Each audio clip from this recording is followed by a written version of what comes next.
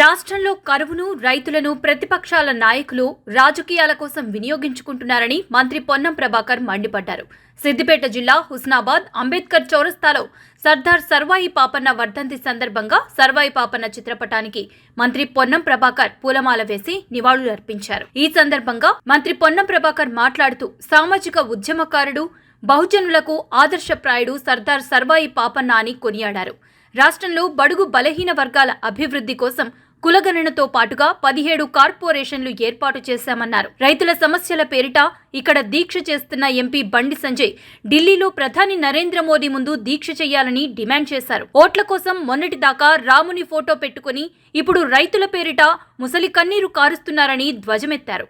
కాళేశ్వరం కుంగిపోతే సలహాలు ఇవ్వకుండా 4 నెలలుగా మాట్లాడని కేసీఆర్ ఇప్పుడు మాట్లాడుతున్నారని ఎద్దేవా చేశారు. కాబోయే మాజీ పార్లమెంట్ సభ్యుడు బండి సంజయ్కి ఇప్పుడు రైతుల బాధ యాదికొచ్చింది.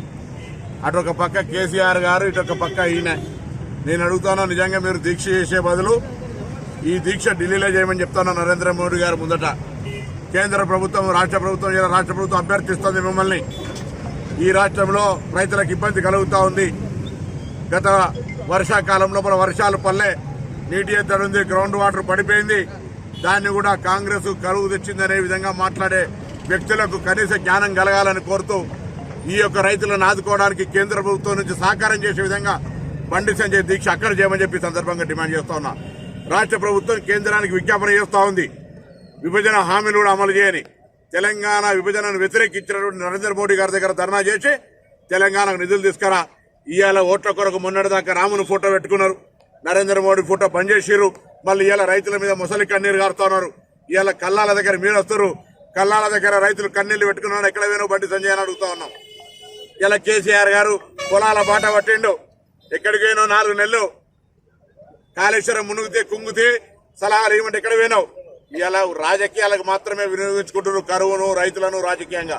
నేను డిమాండ్ చేస్తా ఉన్నా, వీళ్ళిద్దరిని కూడా రండి. కాంగ్రెస్ పార్టీ నాయకత్వంలో ప్రధానమంత్రి గారి దగ్గర దేశంలో ఇదే ఒక ప్రకృతి వైపరీత్యం, దీనికి సహకారం తీసుకురావడానికి మీకు చేతనైతే ప్రభుత్వాలు సహకరించి కేంద్రం మీద ఒత్తిడి రమ్మని కోరుతా ఉన్నా. రాజకీయం మానుకోండి. ఈరోజు ధర్నాల పేరు మీద, దీక్షల పేరు మీద చేసేటువంటి డ్రామాలు, ఆస్కార్ అవార్డు గ్రహీతం నువ్వు ఎట్లయినా డ్రామా ఆర్టిస్టువే. మళ్ళీ ఎన్నికలు రాగానే ఇటువంటి చేసుడు స్టార్ట్ అవుతుందని ముందే చెప్పినాం. స్టార్ట్ అయింది, దీన్ని ప్రజలు గమనించాలని కూడా కోరుతాం. సామాజిక ఉద్యమకారుడు, బహుజనులకు ఆదర్శప్రాయుడు, సమాజంలో బహుజనుల హక్కుల కోసం ఏ విధంగా పోరాడాలనో ఈ తరానికి స్ఫూర్తిని అందించినటువంటి సర్దార్ సర్వాయి పాపన్న గారి వర్ధంతి సందర్భంగా హుస్నాబాద్ పట్టణంలో అందరం కలిసి నివాళులర్పించినాం.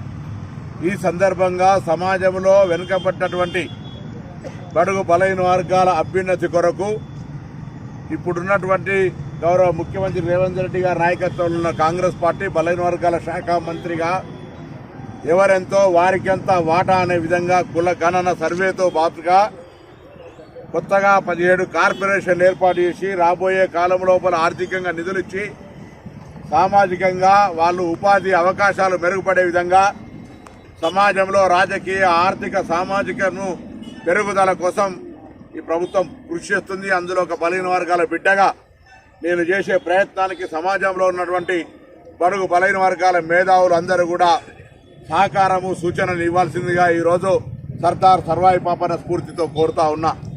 ఎవరు కానీ ఒకరు చేస్తే అయ్యేది కాదు.